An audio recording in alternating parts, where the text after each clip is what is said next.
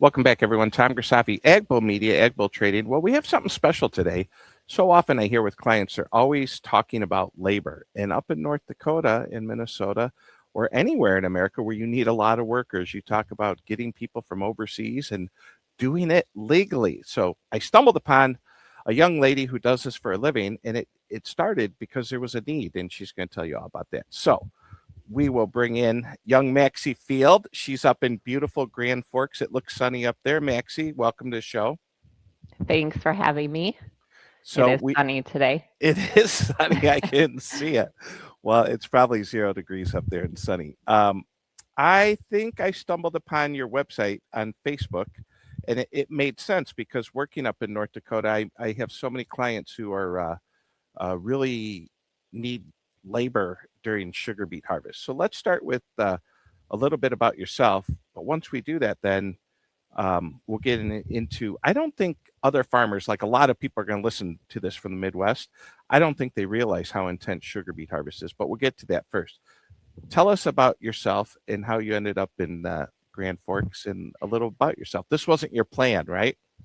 No, it wasn't the original plan. No. So I'm Maxi Field. It helps having Field for a last name. So that's where Field That's Force a kicker. Yeah, you don't kind have of to came pay it. from. Yeah, yeah.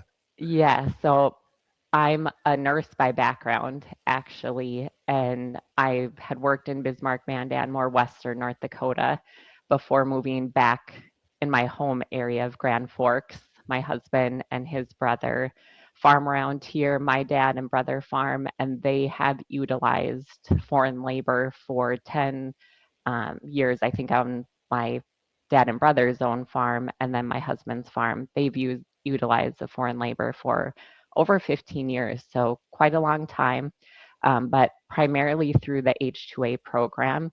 And that's what I do at Field Force. And why I started Field Force is just the need that farmers need help in navigating the process, getting approved to get the foreign workers over here. So that's what we do at Field Force, help producers stay staffed, stay compliant, and protect their operation. So it's been fun to work with farms. I've seen it firsthand, farms that have been able to sustain and grow because of the program. So it really helps with those seasonal labor needs.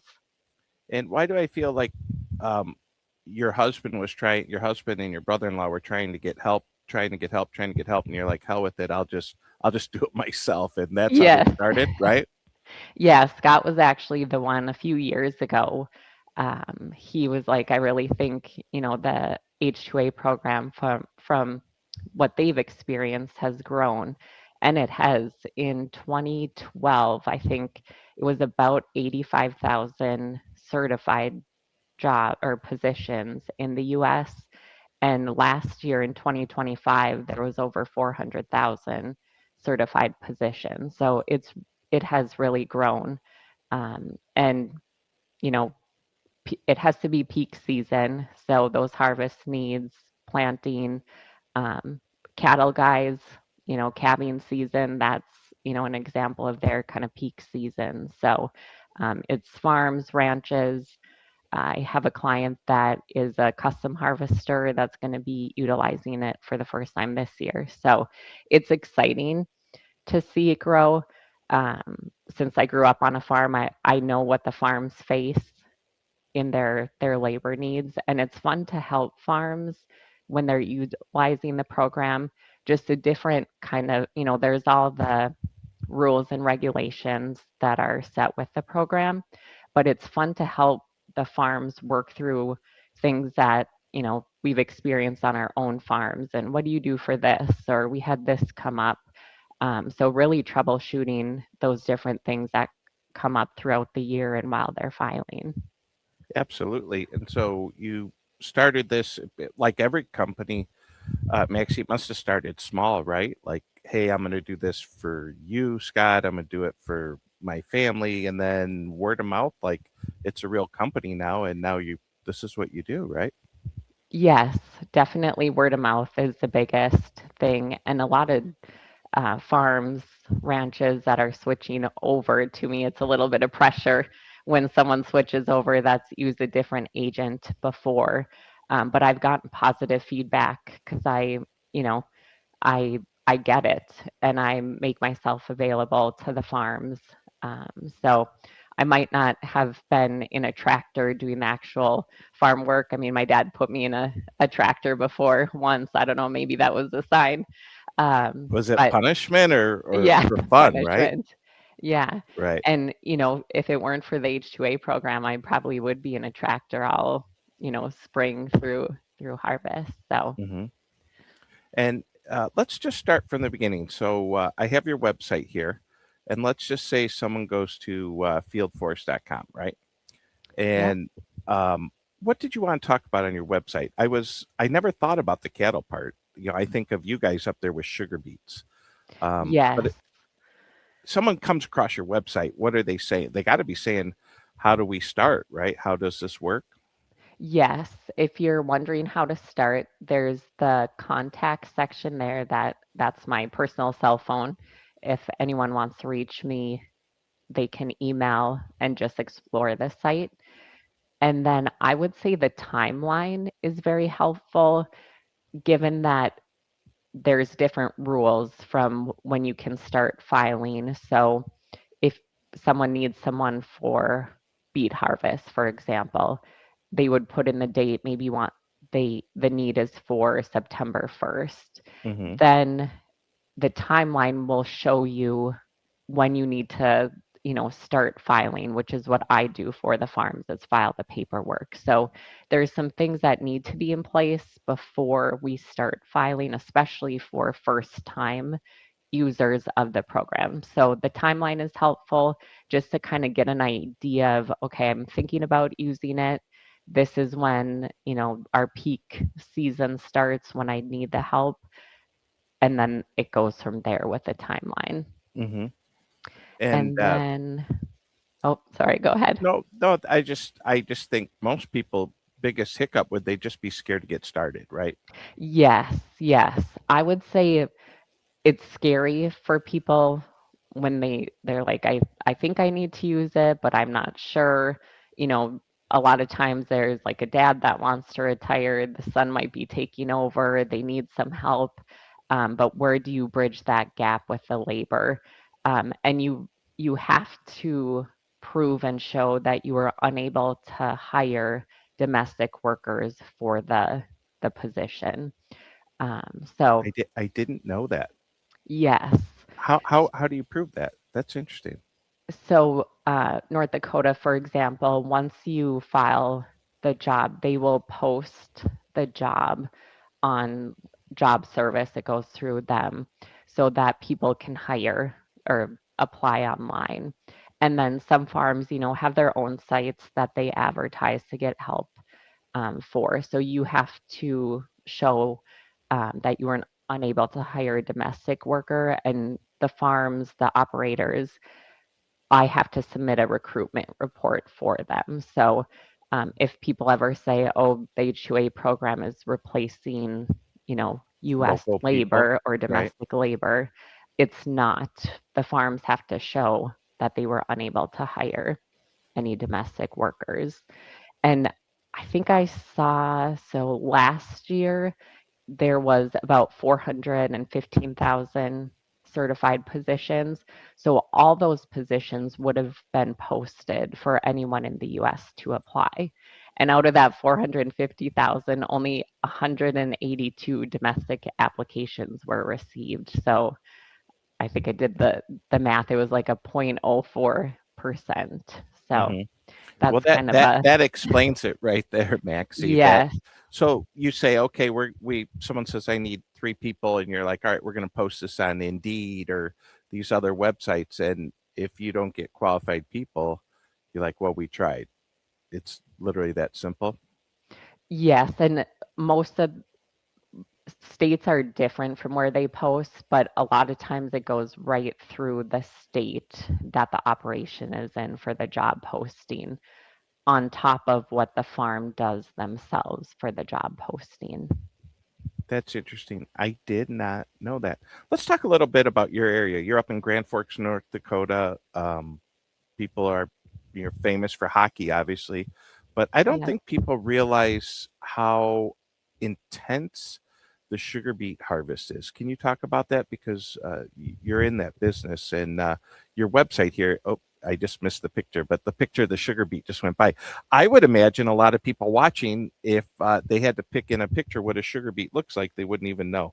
That's how I think so few people actually really. There it is, right there. There's your There it sugar is. beet. That's a little one compared to how big they can get. That one of those hits you in the head, your lights out. You'll be seeing the nurse. Yes, yep. Explain how intense sugar beet harvest is. Sure. For me or my husband? No, at for your home or in the for, field? for No. your husband. Yeah, a lot of people think of beet as like the red beet, but the sugar beets, it's a very intense harvest. I mean, all crops are weather dependent for harvest, but beets are specific, if there's a frost, if it's too warm, because once they're out of the ground and in the piles, don't want them to spoil. So oftentimes, if it goes smooth, it's a 24/7 harvest that the workers um, are working 24/7. That's the goal. No shutdowns, right? Hmm. So um, lots of trucks on the road, very temp dependent, weather dependent. Um, Very I don't know. dangerous. I don't know if people realize that how dangerous it is. Yeah. Over the years, the beet carts have been helpful. So the trucks, a lot of people have the beet cart, so the beet lifter fills the beet cart, and the truck isn't driving right next to the tractor getting filled. And I think that has helped with a lot of costs associated with, repairs and things that can happen with that time. So And then there's once harvest starts, sorry to interrupt. When harvest starts, I don't think people realize you all work 24/7. I mean, you'll go weeks without stopping on a two-shift cycle, right? yes, yes. Yep, 24/7. Um, you hopefully I'm saying this right, for 2 weeks. Uh, I think up here, a lot of people remember 2019. That was like the world's longest harvest year. It felt like it would snow and rain and get too hot. I think that was the first year I moved here. So, yeah, it's very labor intensive. So, my husband and brother in law, they utilize the program for, spring with planting through harvest, and then they get additional workers for like beet harvest. And a lot of farms do that around here. Hmm. Yeah, that's wild. And it goes. What about? I think one thing that'd be important to talk about, that you have to have certain things. What are all the things you have to get ready for the folks? Maybe they're coming from South Africa, but travel arrangements, living, a place to live. Go through all that. Yes. So there's different requirements of the program, and the farms have to provide housing for the workers and transportation, which includes their inbound and outbound transport, which there's different, detailed rules on that. But the transportation and the housing is approved housing. So it has to be inspected each season to be approved for the worker to stay there. I have operation in Wisconsin, for example, that I'm working with, and then in North Dakota. So each state can kind of have their own requirements as far as the housing inspection. Hmm. Um, the farms have to have a active workers comp policy should something happen. So those are kind of the main items for the requirements for the farms. Pretty wild. Um, Currently, you're doing this for people in two states, right, Maxi?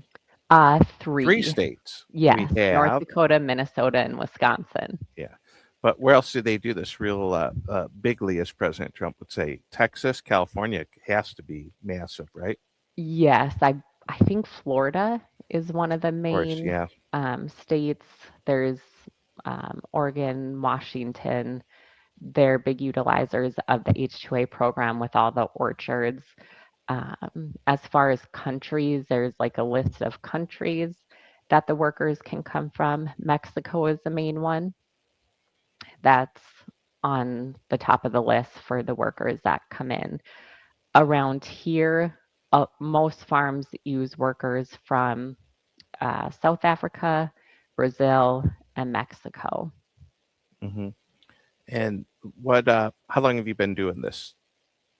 So I started in 2025, but I feel like I've been a part of it or been doing it, not paperwork wise, but just all the communication between Scott, my husband, Hmm. all of our friends use it, um, my own family. So I feel like I've been doing it longer than I've actually been doing it. But putting a um, sign on the door and saying we're open for business, like your website, yes, this is newer, right? yes, I yep, think you posted something on Facebook or Scott did or something. And I said, you know what? A female owned business that is helping a need of a farmer from a farmer's wife who came from a farming family. This makes sense. And this would make for a great podcast and a great story. I would say there are tens of thousands of farmers who want to do this and they just don't know how or where to start or where to go or anything else. You think that's true? yes, I think that's true. I was recently at the KMOT Egg Expo in Mm-hmm. Minot, and so many people came by the booth that were like, we want to use it, but we're not sure. They have a lot of questions. And I would just encourage people, if they're thinking about it, reach out to me. I would be happy to talk through it. And then um, Scott has talked to a lot of people about it. I mean, throughout their years of utilizing the program, but he's such a great resource. I have so many great contacts that utilize the program that I could also put them in contact with if they have any further questions or just want to hear farmer to farmer how it Do you works. give Scott like a finder's fee if he No, finds a no? You don't give no. your husband a finder's fee. He's gonna. You said, "What if we mess this podcast up?" I said, "We're not editing it. We're hitting play." I don't think a lot of people realize that. I think people are like, "Oh yeah, that's good. You edit." I'm like, "No, we just hit play and go." Well, Yeah, uh, I thought you would be able to edit it in case that I would be too said much work. But we'll have to edit out the part where Scott should get his finder's fee for sure. yes, Yeah. you'll have to Um, take that out. Yeah, and be like, no, no, that wasn't in there. That wasn't in there. All right, let's go over to the website. So you Okay. start doing this, you get more into it. Last year, you build a website. It looks like you went to GoDaddy, which is a great place to go. You have a cool last name for this, Field Force, right? And the website Yes. is fieldforcend.com. Now, one thing we have to remember as we're recording this podcast, Maxi, is that some people are listening to it on Apple and Spotify. So if you're out there in podcast land, thanks for listening. Now, some people are going to maybe see this on TikTok. And if you'd like to be my friend on TikTok, I'm such a loser. I have a TikTok counter back there. Like, I need friends. How many do I have? Oh, that's what that is. 2,520. So maybe we'll pick up a couple more. Well, I We're going to, just yeah. started a field force and the specific TikTok that I Hmm. uploaded a video to that is from 1987 of my Okay. dad combining. I was in the car seat, so that's my first post. Okay. Well, we can help you with that. I will say this, Banksy, that I've met some really cool people on TikTok, and I mean, there's some toolboxes too. But you can go to local bar in Grand Forks That's and meet those anywhere. people. We can go to Buxton and see Curtis or something if we wanted to see Yeah. someone like that. But there's some really great people, and then when yourself, like if you go to a meetup or you go to, I kind of think in Grand Forks you would go to the up there the big where they have all the conventions, the The potato Laris convention. Center. Yeah, what's it called? The Laris Center. Yeah, and you start to meet these people. But if you go to a national convention, like if you go to Commodity Classic, you start meeting people you've known for 5 years, 10 years, 15 years on X or Twitter, and then you actually meet them, and it's fun. Most of them are really great people. It's not often I actually meet one of these people, and I'm like, man, that is not what I was thinking. They're usually really cool people, but I promise you, if you put your content on TikTok, it will open you up to a world you couldn't believe. But let me ask you this before we go making you famous: can you handle a bunch more business? Yes, Good answer. That'd be horrible if you're like, no, that we're would full, be. but this was really fun doing this on a sunny day in Grand Forks. Yes, I had a goal when I first started, and I've met that. So have to go beyond the goal.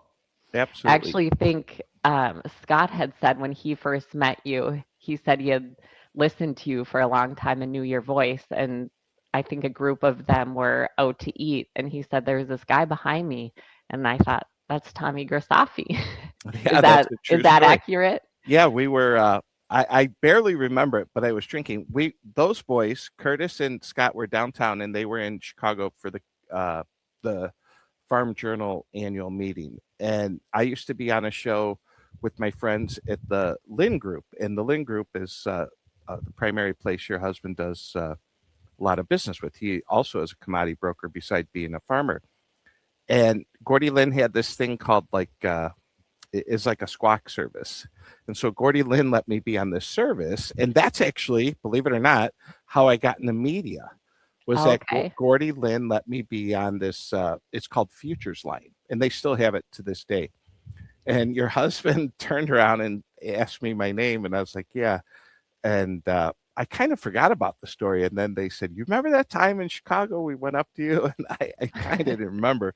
But we were downtown in what they call Viagra Triangle in Chicago. You can just Okay. I imagine what haven't type heard of of that one, but I'm yeah, picturing it. it's where all the steak restaurants are, and all the there's a lot of people in their 50s and 60s who are single who just go there every night for dinner, and there's some of us married guys too. But yeah, so it's called Viagra Triangle. I think we were at Gibson's, and I saw those guys. That's funny.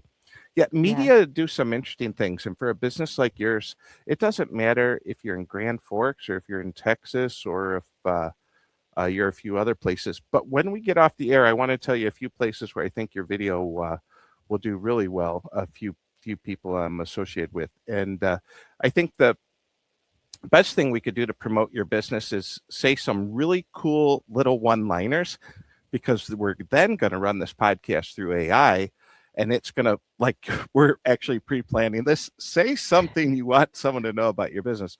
All of a sudden, be like, oh, here's the short. And that's how we actually use AI to make shorts. And those shorts, everyone, they have the attention span of a 5-year-old, and they're just going through their phone on TikTok or Instagram or any of those things. And they're like, I found this company. But in all seriousness, when you think about your company, tell me, let's go over the top 1, 2, 3 things people should know about Field Force and Maxi Field.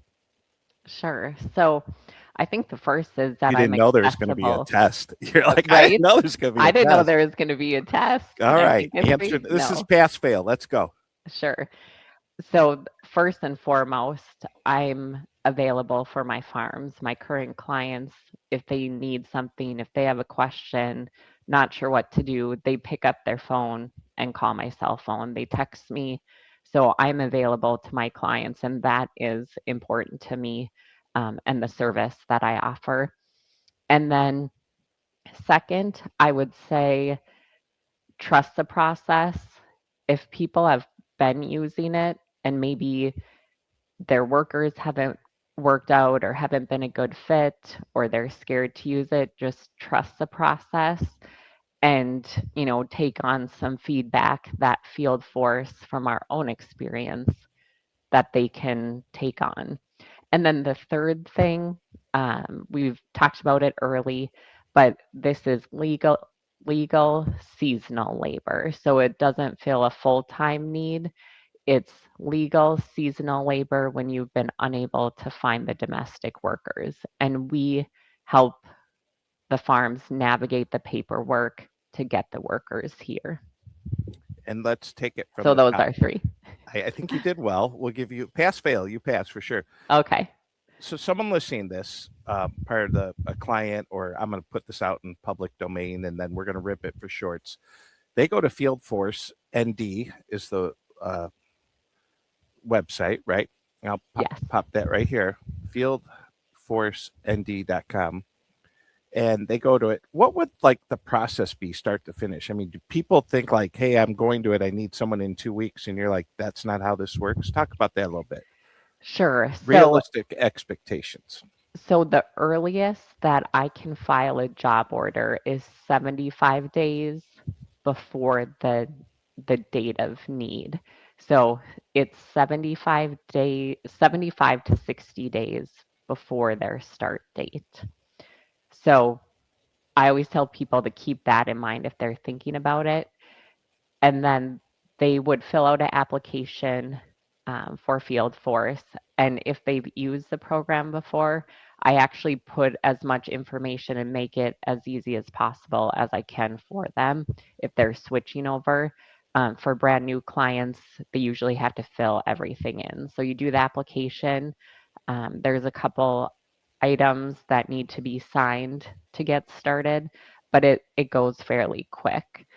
People can file an emergency application, which is less than 45 days before the start date.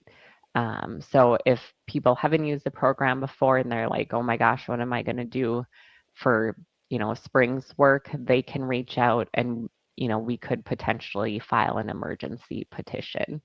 So it goes through a few different stages, and that's with the Department of Labor. You file the job order, and that includes information like the worker's job duties, start and end dates, their pay rate, which that's important we didn't talk about, but it We varies have per time. state.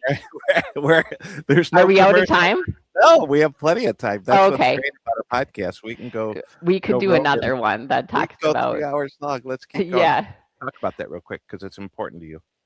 sure. So each state has the minimum hourly rate for the workers, and that counts into, and this is fairly recent, it count it accounts for housing per hour. So each state has where you take out like a certain dollar amount per hour, and then that's the Hmm. H-2A wage, and it's on two different skill levels based on the job, not the worker's experience. So all that gets filed with the job order. There's a lot of details in there.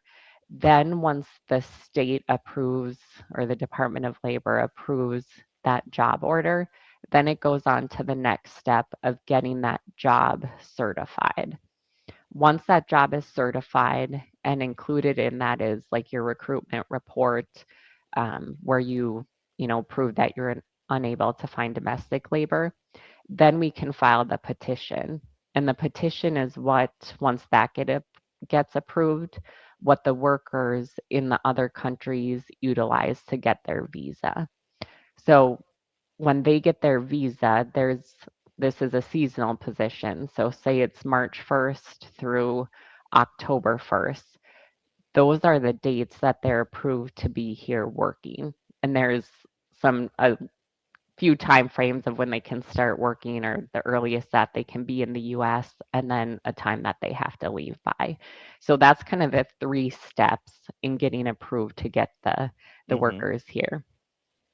And what if I don't know if I'm asking this right, but say you had a worker and you need them to stay 2 more weeks. Is there a way to, or when it's time for them to go, they have to go?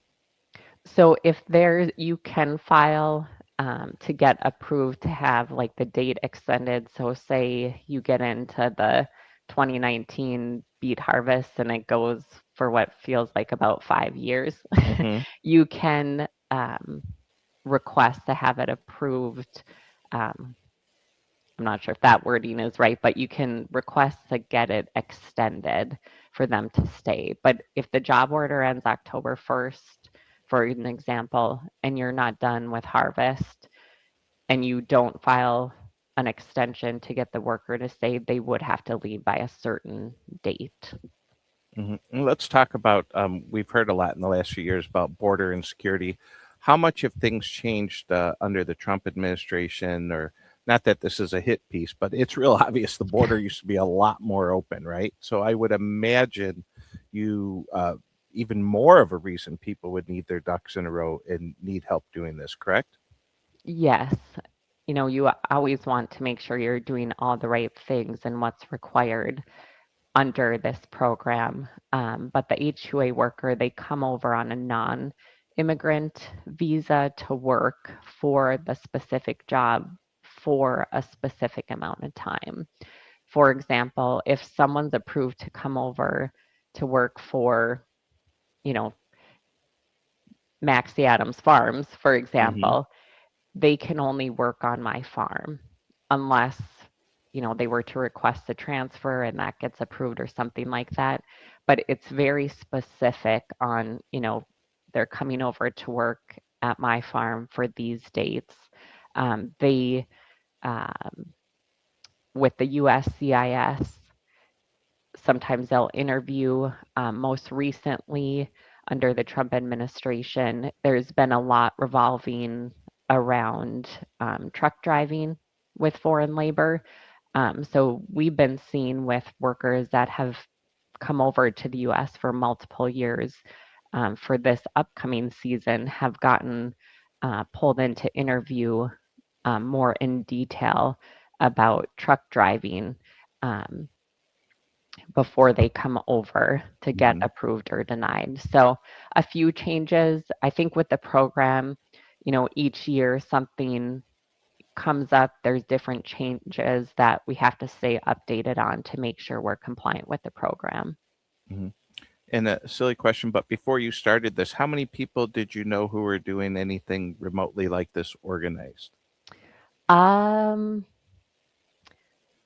that were H-2A agents. I Hmm. don't personally know anyone, but I actually reached out to quite a few different agencies asking if, they wanted a remote office um, in North Dakota since we utilize quite a bit. Hmm. And I was actually turned down about 50 times. So, Who turned down Maxi Field? Who did? I want to hear about these yeah. people. So Who did? Who here I are these am. people? We'll go beat them up. Who turned Right. you down? Yeah. I won't say any names. I do work with a attorney. So if questions come up that farms have or that even I have, he has been a great resource. Hmm. He is specific to agriculture and to the different programs, whether it's H-2A, H-2B. So I have support in that regards if items come up, and he's been very, very Hmm. helpful, very responsive.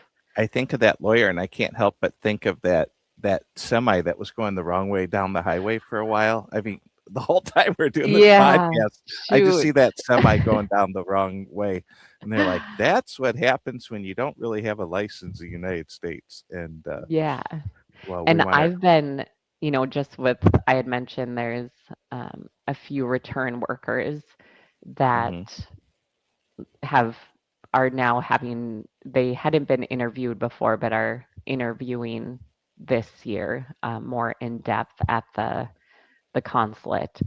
But local government offices have been very helpful in supporting the farms to assist those workers in getting here. So Hmm. um, I try and do anything I can to help the farms and support outside of just doing the paperwork, and Hmm. that's important for our work. So Yeah.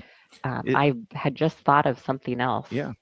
Uh, Question for you too, if that thought's not yeah, here. ask the question. In the Red River Valley, how many people do you think come up to work in this program for the seasonal help, I'm not sure about specific to the Red River Valley, or but the state in of North North Dakota? Dakota for last year, there was a little over 4,700 Hmm. workers that or positions that were certified. And that was an increase of a little over 500 from the previous year. Now look, and so these H-2A workers, when you said there's 400,000 coming in the United States, is that right? Yes. That's got to be going to California. Did you say you were talking off air about the fruit industry? That is labor intensive, right? Yes. What's Yep. that? A lot of, Apples. yes, apples. There's tobacco farms, the cotton down south. What else? Yeah, a lot of the orchards have a high volume of people. Did you think about what you wanted to say?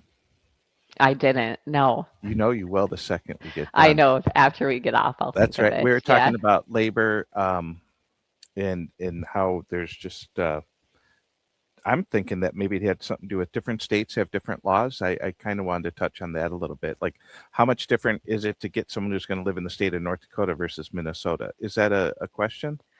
Yes, yes. So I'll give an example of, I'll use the Wisconsin farm that I'm working with in Mm-hmm. North Dakota. So North Dakota, it's pretty straightforward. The housing inspector goes to the house, does inspection. If anything needs to be done, then the farm's responsible for updating those things.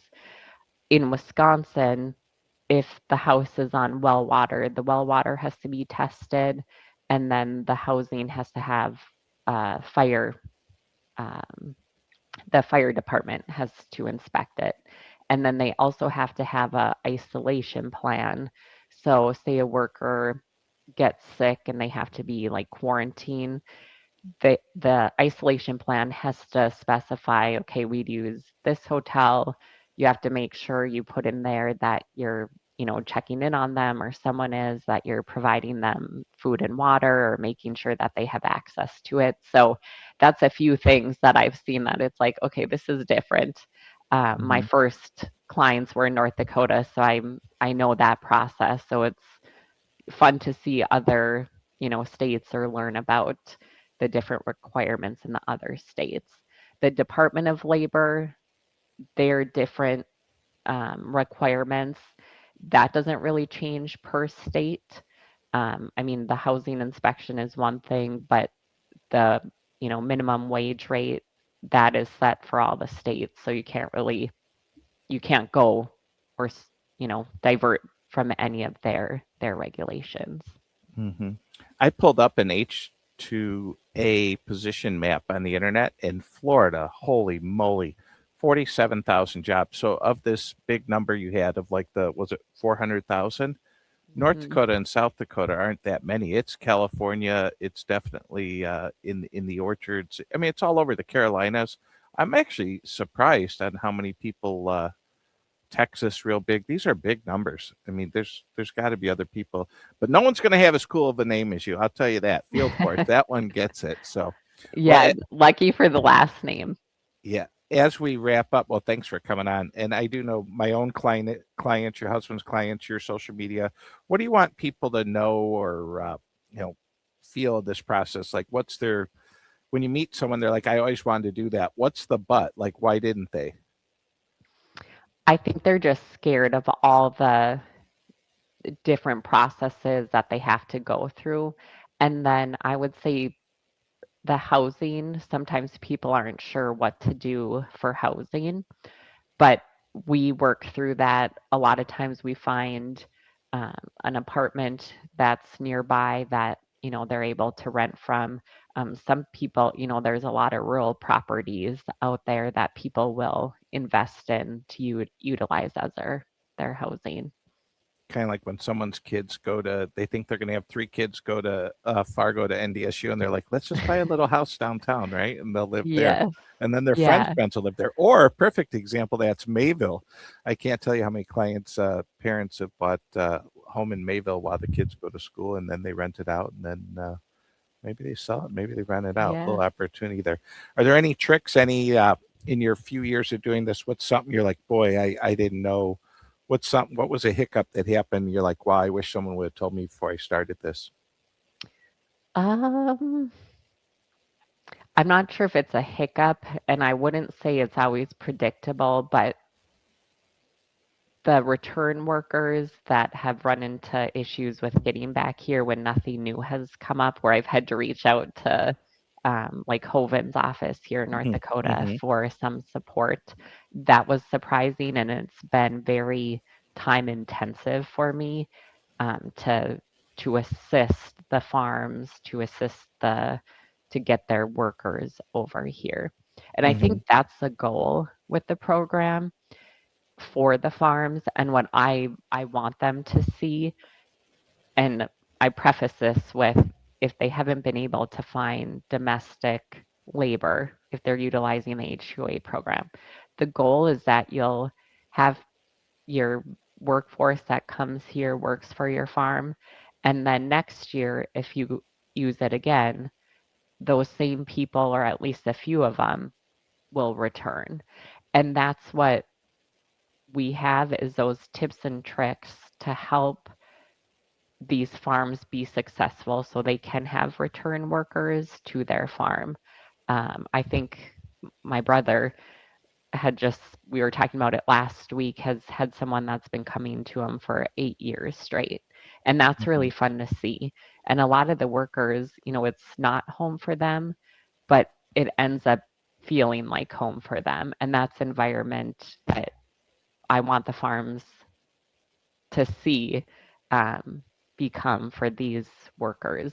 And it's fun to, you know, a lot of the people that we meet, they're really providing for their family back home. And this is a great opportunity for them as well. I really like the way you finished that. That was good, and we couldn't even have planned it that good. And the thing I would add, though, from what you're saying and describing all that, Maxie, is if a farm's sitting around staying up at night because labor's an issue, they can get ahead of it, but they have to start now. And it could Yes. get better this year, and it can get a lot better next year. And the third year, they could be like, "Wow, I wish I would have done this 5, 10 years ago." Correct? Yes, and that's what, quality of life for people that have farms, you're working like a dog a lot of the times, those peak seasons. But, a lot of our friends have kids that are in sports and, they're running a farm and they're running other businesses. And this helps give them a quality of life as well. And a lot of times I hear people say, I wish we would have used this sooner. It's not as scary. It's so helpful. Hmm. Good stuff. How do people get a hold of you? I have your website up here, Field Yes, the Force website, ND. my contact information is there. So cell phone, that's my direct number on the website at 701-425-9597. And then my email, also contact at fieldforcend.com. You can I'll email pop me that up there for you. also. Yeah. And no creepers, just legitimate leads, No creepers. The internet's a weird place. There it is. Contact at fieldforce.com, 701-425-9597. All right. Well, you did it. We got through it. And of course, I tell you what, the world's a wild place. While we're recording this, crude oil's moving all over. We have what's going on in Iran. As you know, your husband's commodity broker. He had a busy day today. And, it's just a different world. I mean, there's some wild stuff going on. And is it crazy for me to say, with what happened with Iran, that could even make it harder for aren't a lot of workers coming in right now? Yes, yeah, they'll be coming in. The workers just want to stay up to date if they have their itineraries for coming over, just on, if they have layovers somewhere, they just want to be aware of the different travel items in place. So, the good to know my husband was busy today. Yeah, no, you should hit So, them up. yeah, we got married, let's see. We just celebrated our 4th anniversary, and I we got married February of 2022, and that was the busiest that since I've known him. He actually was like, "I gotta go, I'm getting married." But that was Hmm. when Ukraine, that stuff started. Hmm. He Yeah, was so yeah. busy that Oh, year. where It is was that? When call did you after guys get married call. in February? When did you get We married? did, That's when yes. you. Yeah, yeah. Huh. Now I'll ask February you this. 11th, 2022. Oh yeah, that in Ukraine war because they just had the anniversary. How many years have you been happily married? 4. Is that the Okay, right good answer? answer. Well, I don't know, but he's gonna watch this and die laughing. He'll be like, Yes. "All right, Yeah, good 4 answer, years, good and then answer." our son is 3. So, yeah, we're one and done sort of people. You could do our son's 5, we've been married 4 years, and that's our life, right? But Yes, you know the right. rules. The first one could come anytime, and then after that, it's every 9 months, right? Yeah, That's that's how it right. works. All right, good stuff. Maxi Field with Field Force, they will help you find H-2A visa employees. I will get this all labeled up, rip some shorts, send them to you, and we can get this all put on social media. And it'd be really interesting to see as I hand this over to some other friends in the industry who are in media and stuff to watch your business grow. But the one thing you said off air that really caught my attention is the greatest feeling you get is knowing that that farmer can go do their job, raise the crop, and that they don't have to worry about labor. And I think that's really great. Yeah. Well, thanks for having me. Absolutely. I'm going to hit a button and end this podcast. You think I'd never done this before, but I'm watching the markets and doing this with you. Maxi Field Force. You got to check it out, folks. If you're listening on Apple, Spotify, or watching on YouTube, click like and subscribe. With that, we'll catch you next time. Thanks, Maxi. Thank you.